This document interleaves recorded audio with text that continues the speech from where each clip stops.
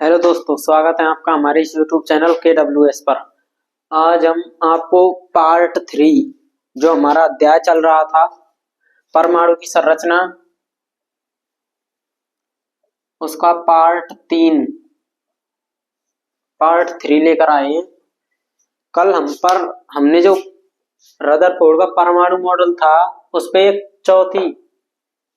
चौथा पॉइंट और है, इसे और लिख लेना। इलेक्ट्रॉन नाभिक के चारों ओर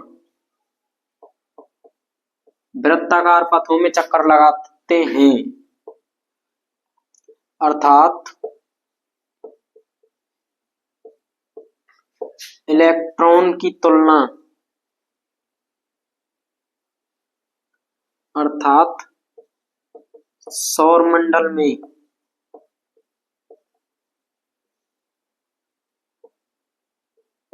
जिस तरह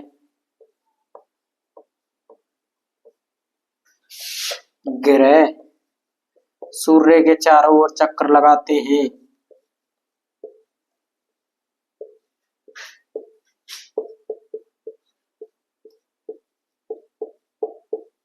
उसी तरह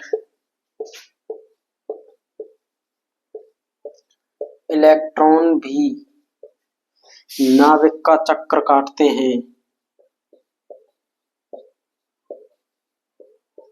ये स्टेटमेंट ही इसकी कमी बनी।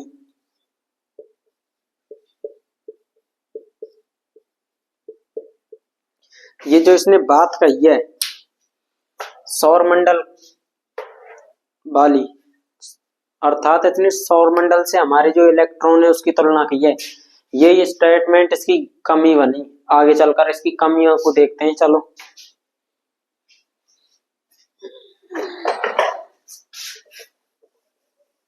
उसके बाद पढ़ेंगे हम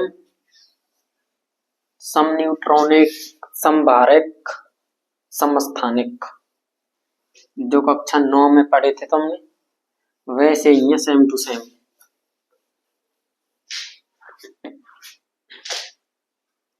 ये है रदरफोर्ड मॉडल की कमियां।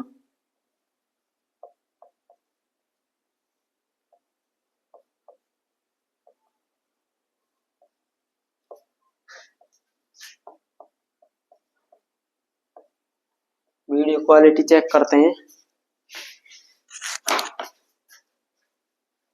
सही है। इसकी मेनली हमें दो कमियां पढ़नी है। पहला है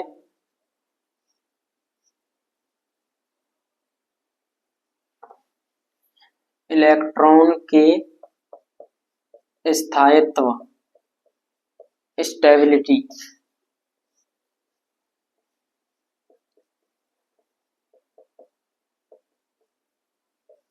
इलेक्ट्रॉन के स्थायित्व को नहीं समझा सका,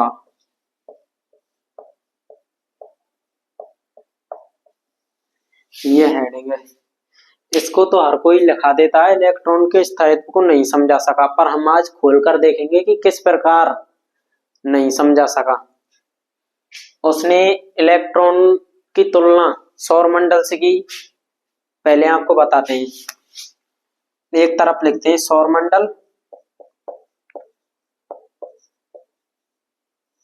और एक तरफ लिखते हैं परमाणु।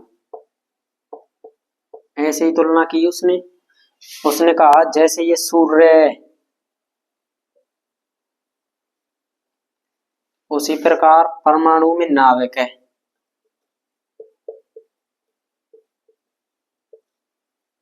अब ग्रह के चारों ओर वृत्ताकार कक्षों में चक्कर लगाते हैं।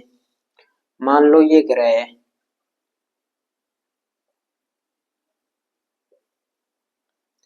ये ग्रह है, और यहां पर मान लो ये इलेक्ट्रॉन है।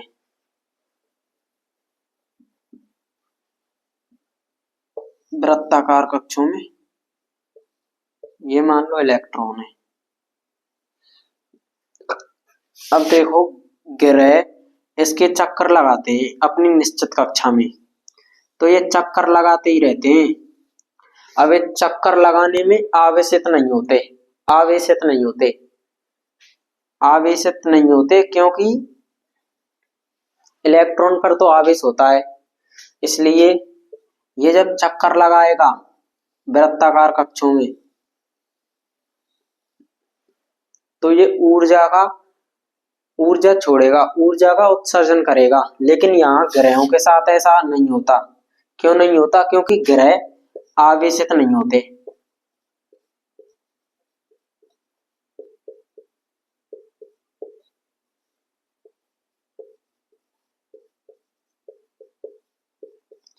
ग्रह आवेशित नहीं होते, इसलिए ये जब चक्कर लगाते तो ये अपनी ऊर्जा को उत्सर्जन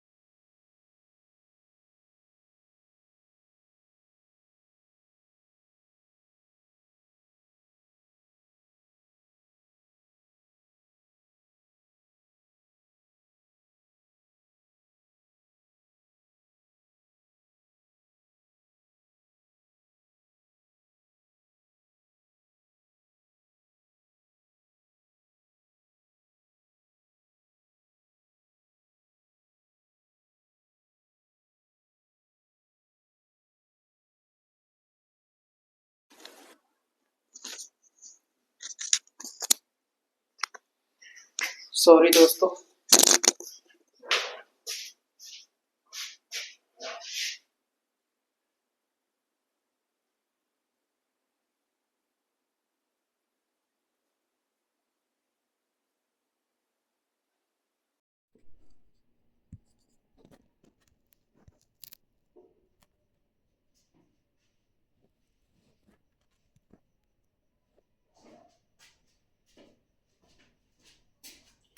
चलो चालू करते हैं। इसलिए इलेक्ट्रॉन सर्पिलाकार पथ में आ जाएगा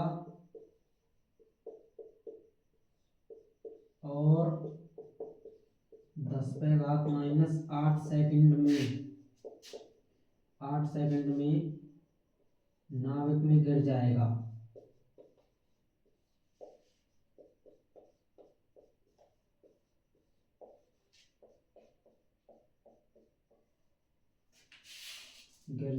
जबकि ऐसा पॉसिबल नहीं है, जबकि ये असंभव है।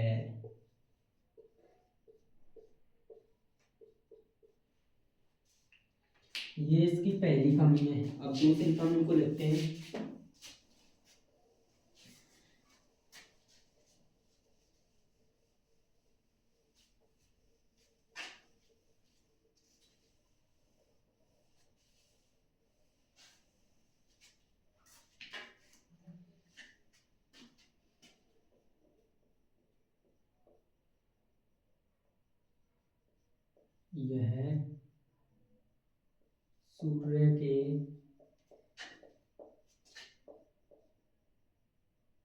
यह सूर्य के स्पेक्ट्रम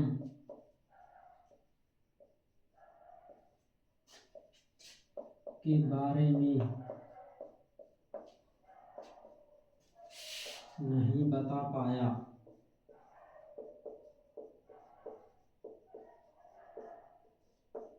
ये अगली चीज है, इसी पार्ट में आगे आएगा स्पेक्ट्रम, और आपने कक्षा 10 में भी पढ़ा होगा स्पेक्ट्रम। तो इन दोनों को आप लिख लो।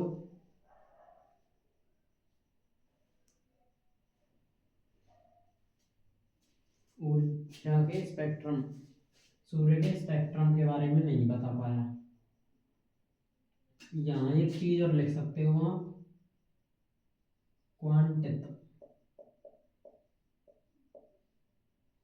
क्वांटित स्पेक्ट्रम के बारे में नहीं बता पाया। लिख लो तो सही, ना लिख लो तो सही। अब आगे चलते हैं, अगले टॉपिक पर आते हैं। अब पढ़ेंगे हम संभारक, समस्थानिक।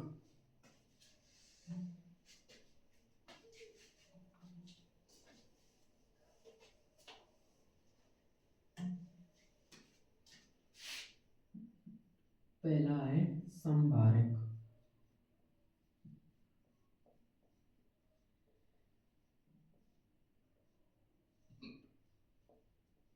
संभारक कैमरा कैसा है, टेढ़ा सा, सही है। संभारक, इसमें लिखेंगे हम वे स्पीसीज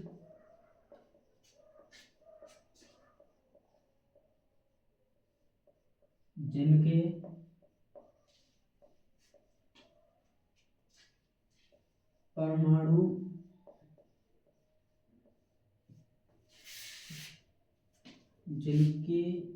परमाणु भार, जिनका लिखो, जिनका परमाणु भार तो समान होता है,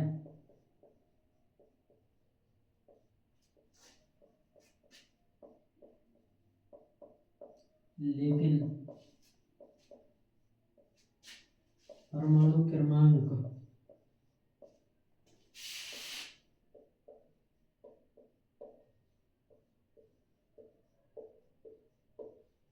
असमान होता है।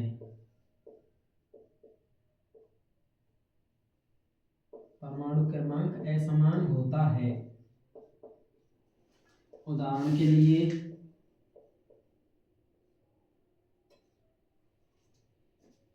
परमाणु क्रमांक असमान होता है। उदाहरण के लिए लिखेंगे हम कैल्शियम और पोटेशियम। इनका परमाणु क्रमांक, इसका परमाणु क्रमांक है इसका परमाणु क्रमांक है 20 और इसका है नहीं कैल्शियम और आर्गन, और इसका है 18। इसका भार है एटॉमिक मास, परमाणु द्रव्यमान, ऐसे ही लिख लो तुम, परमाणु द्रव्यमान। इसका 40 है और इसका भी 40 है। तो देखो ये अलग अलग है, ये समान है, इसलिए इनसे कहते हैं समभारक।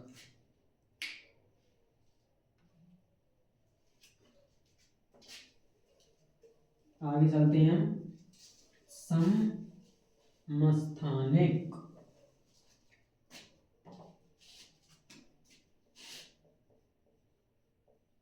समस्थानिक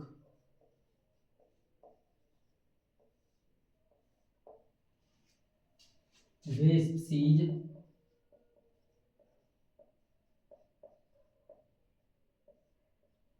जिनका परमाणु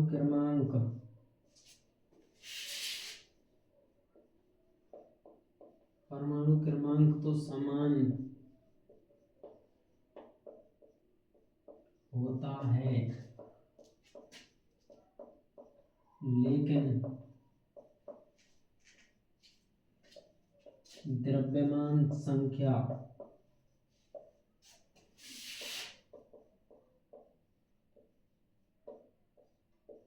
भिन्न भिन्न होती है।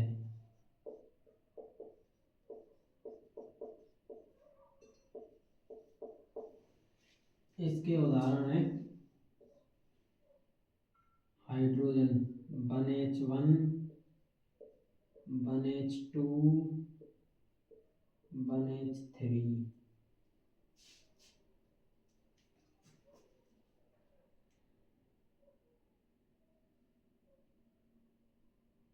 ये हाइड्रोजन के समस्थानिक है। एक और एग्जांपल लिख लो, 6C12, 6C13, 6C14, ये कार्बन के हैं, लिख लो।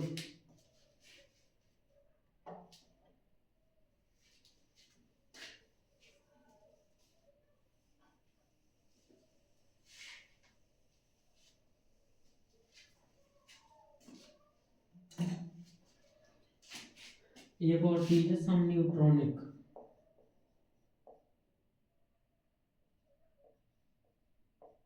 इसे और लिख लो, फिर हम अगले चैप्टर नहीं, अगली हेडिंग, अगले टॉपिक पर जाएंगे। सम न्यूट्रॉनिक वे चीज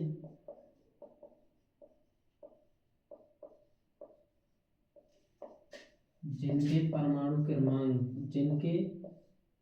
जिनमें लिखो, जिनमें न्यूट्रॉनों की संख्या बराबर होती है, न्यूट्रॉनों की संख्या बराबर होती है।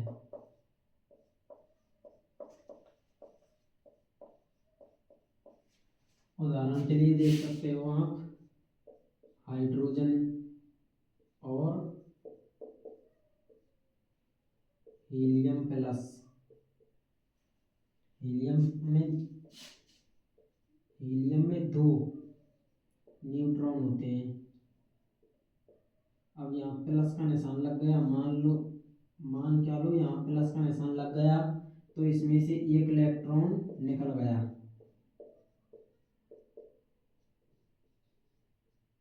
इलेक्ट्रॉन नहीं, न्यूट्रॉन निकल गया।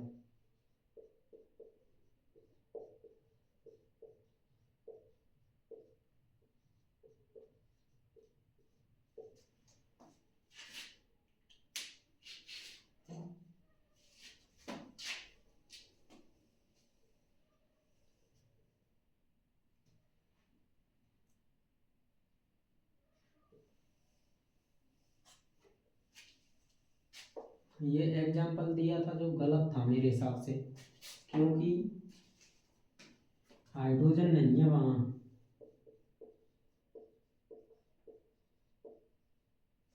यहाँ तुम एग्जाम्पल में लिखते He प्लस तथा Li प्लस 2। ये एग्जाम्पल सही है। क्यों सही है? क्योंकि हाइड्रोजन में एक इलेक्ट्रॉन होता है, एक प्रोटॉन होता है। अब जैसे ही कोई नाभिक है, मान लो ये नाभिक है, अब इसमें P प्लस रहता है। आपको पता है धनावेश भाग सभी धनावेश भाग परमाणु का नाभिक में केंद्रित होता है। तो ये बात बताओ, जैसे हमने उसमें पढ़ा था कि जब इस पर कोई धनावेश कण आते हैं तो वो अपनी दिशा बदल लेते हैं, तो उसी प्रकार इसमें पूरे धनावेश कण है प्रोटॉन के, तो ये आपस में प्रतिकर्षण नहीं करेंगे। ये चीज है, क्यों नहीं करेंगे? अब देखो, क्योंकि न्यूट्रॉनों के कारण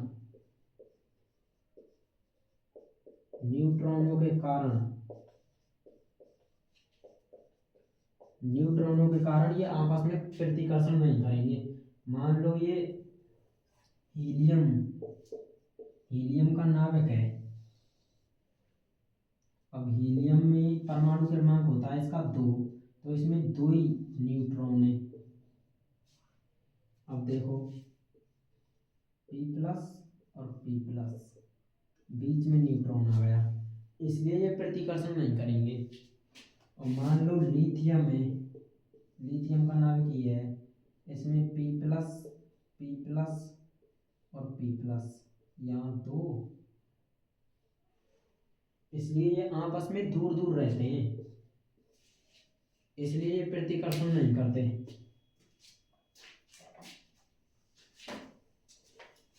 और हाइड्रोजन में तो कुछ होता ही नहीं है, हाइड्रोजन में एक ही धनावेश है, तो न्यूट्रॉनों की जरूरत ही नहीं पड़ती, इसलिए हाइड्रोजन में न्यूट्रॉन नहीं होता।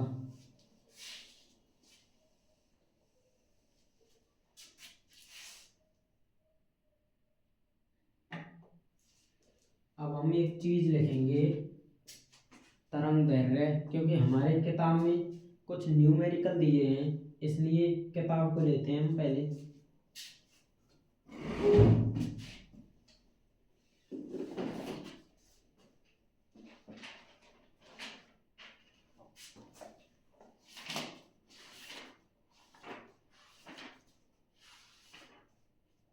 देखो ये 2.3 उदाहरण है, 2.4 और 2.5। इनके लिए पहले हम थोड़ी थोड़ी सी कुछ हेडिंग लिखते हैं। तो पहले आप हेडिंग डालोगे तरंग दैर्घ्य।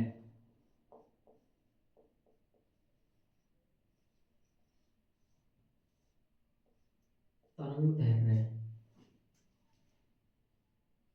तरंग दैर्घ्य में लिखोगे कि विकिरण या किरण या तरंग की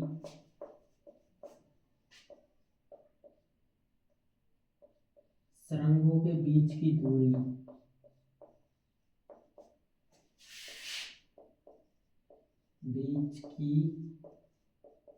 दूरी को तरंग दैर्घ्य कहते हैं।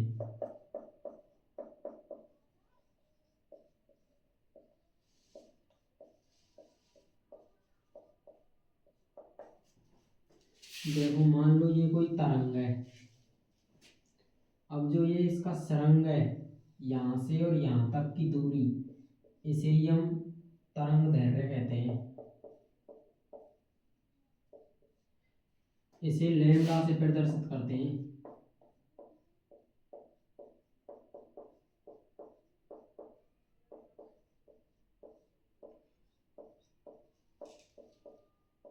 इसे लैम्डा से प्रदर्शित करते हैं।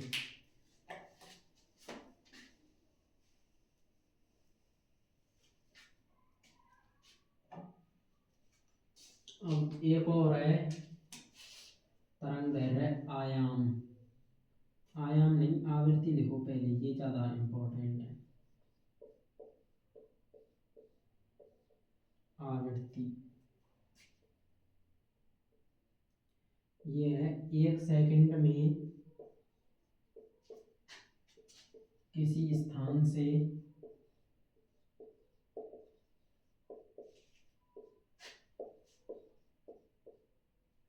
एक सेकंड में किसी स्थान से गुजरने वाली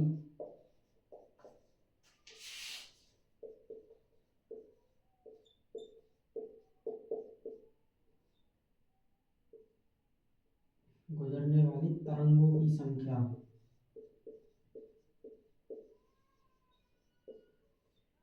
इसको हम न्यू न्यू से प्रदर्शित करते हैं, इसे न्यू कहते हैं।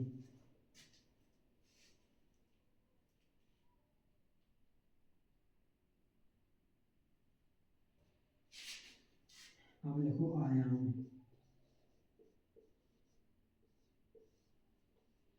आयाम में किसी तरंग की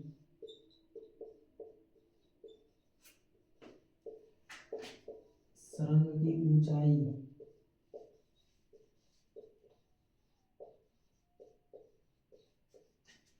या गर्त की गहराई।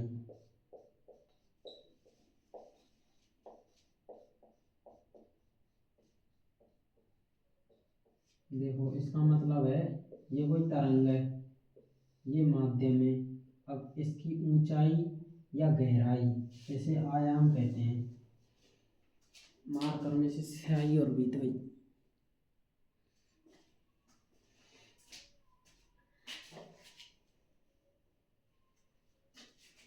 अब इनका एक सूत्र और है, उसे और लिख लो। कल हम फिर उस पर न्यूमेरिकल करेंगे 2-3, जो वो आपकी परीक्षा में आ भी सकते हैं। ये है वेव। वेव होता है दूरी बटे समय। ये चाल होती है। वेग का असली सूत्र होता है विस्थापन बटे समय, पर यहाँ पर हम दूरी लिख सकते हैं। दूरी लैम्बडा आ गई और समय, समय के लिए टी आ गया। टी आ गया तो इसे हम ऐसे लिख सकते हैं 1/t। एक सूत्र होता है, उसके अनुसार जो ये होता है सेकंड, और इसकी जगह आता है सेकंड। अब यहाँ पर इसे विस्थापित करते हैं तो ये b आ जाता है इसकी जगह। तो ये सूत्र बन जाता है lambda into b, lambda b. और ये वेग होता है प्रकाश का, इसलिए हमारे पास सूत्र बन जाता है c बराबर लैम्बडा न्यू। न्यू है ये।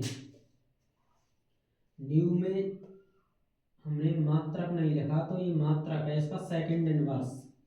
इसका मात्रक सेकंड इनवर्स, क्योंकि ये सेकंड पे घात 1 है, ऊपर चले जाएगा, ये सेकंड इनवर्स हो जाएगा। या इसका एक और मात्रक है, उसे कहते हैं हर्ट्ज। हर्ट्ज ये इसका एक और मात्रक है। तो ये सूत्र बन गया। एक और हेडिंग रह गई है, उसका नाम है तरंग संख्या। तरंग संख्या परिभाषा से आपका इतना मतलब नहीं है। तरंग संख्या का आप सीधे सूत्र लिख लो, तरंग संख्या बराबर तरंग संख्या ये होता है लैम्बडा पे बार। तो इसको आप डायरेक्ट लिख लो, हेडिंग से इतना कुछ काम नहीं है और हेडिंग काम की भी नहीं है। 1/लैम्बडा ये इसका सूत्र है तरंग संख्या का। अब इन पर हम कम से कम 5-5 न्यूमेरिकल कल करेंगे। धन्यवाद हमारे साथ यहाँ तक जुड़े रहने का। आगे मिलेंगे कल।